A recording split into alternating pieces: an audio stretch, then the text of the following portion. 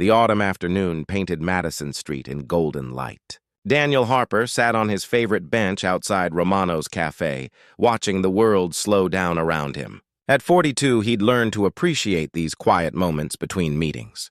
His dark suit jacket lay folded beside him, his coffee growing cold in his hand. He noticed her before she spoke. A woman in her late 30s, maybe 40, stood nearby in a cream blazer and pink dress.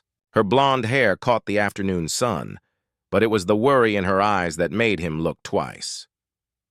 "Excuse me," she said softly, stepping closer. Her voice trembled slightly. "I know this sounds absolutely crazy, but could you pretend to be my date? Just for an hour?" Daniel blinked, surprised but not alarmed. There was something genuine in her distress. "I'm sorry?"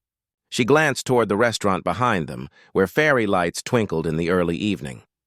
"My name is Claire Morrison. I'm meeting my sister and her husband inside. They've been trying to set me up for months, and I couldn't face another evening of their matchmaking." She paused, embarrassed. "I told them I was seeing someone. I shouldn't have lied, but I was tired of the pitying looks." Daniel studied her face. He recognized that exhaustion. After his divorce 3 years ago, he'd endured similar well-meaning interference from family and friends. Everyone thinking they knew what he needed, when all he wanted was time to breathe. "What would this involve?" he asked gently. Relief flooded Claire's features. "Just dinner. Maybe an hour, 2 at most. We can say we met at a bookstore. You seem like someone who reads." Daniel smiled at that. "I do, actually. History, mostly." "Perfect," she said. And for the first time, she smiled, too. "I teach literature at the community college." There was something about her honesty that touched him. In his world of corporate negotiations and careful conversations, this raw vulnerability was refreshing. "All right," he said, standing up. "But on one condition.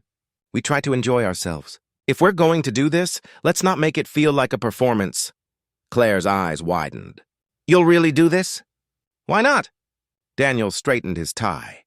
"I had no plans tonight anyway, and you look like you could use a friend." Inside Romano's, the warm ambiance wrapped around them. Claire's sister Rachel spotted them immediately, her face lighting up with curiosity.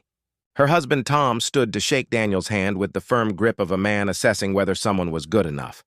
"This is Daniel," Claire said, her voice steadier now. "Daniel, my sister Rachel and her husband Tom." They settled into dinner, and Daniel found himself genuinely engaged. He didn't have to pretend much.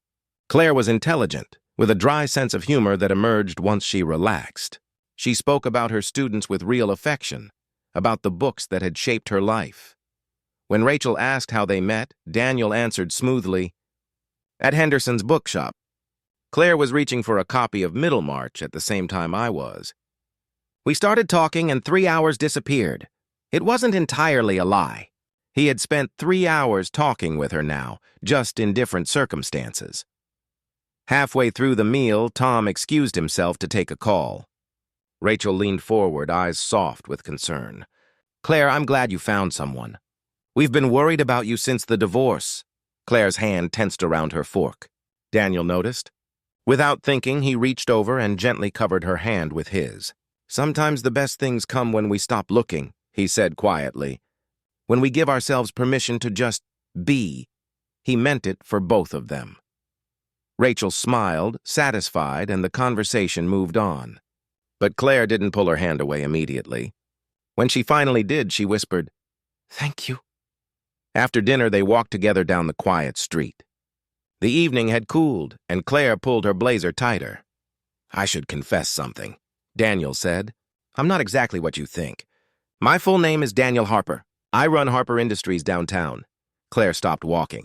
"The tech company?" "You're that Daniel Harper?" "Does it matter?" he asked. She considered this, then shook her head. "No, tonight you were just Daniel. Someone kind enough to help a stranger." They reached her car, and Claire turned to face him. "Why did you really help me?" "You could have just said no." Daniel thought about this. "My ex-wife used to say I was too focused on business, that I'd forgotten how to be spontaneous. Tonight felt like a chance to prove her wrong. And maybe I saw someone who needed kindness, and I had some to spare." Claire's eyes glistened slightly. "You gave me more than kindness.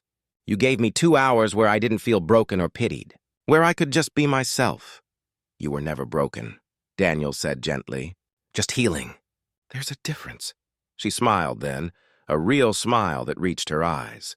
Would you want to have coffee sometime? Real coffee, no pretending? Daniel felt something shift in his chest, something he hadn't felt in years.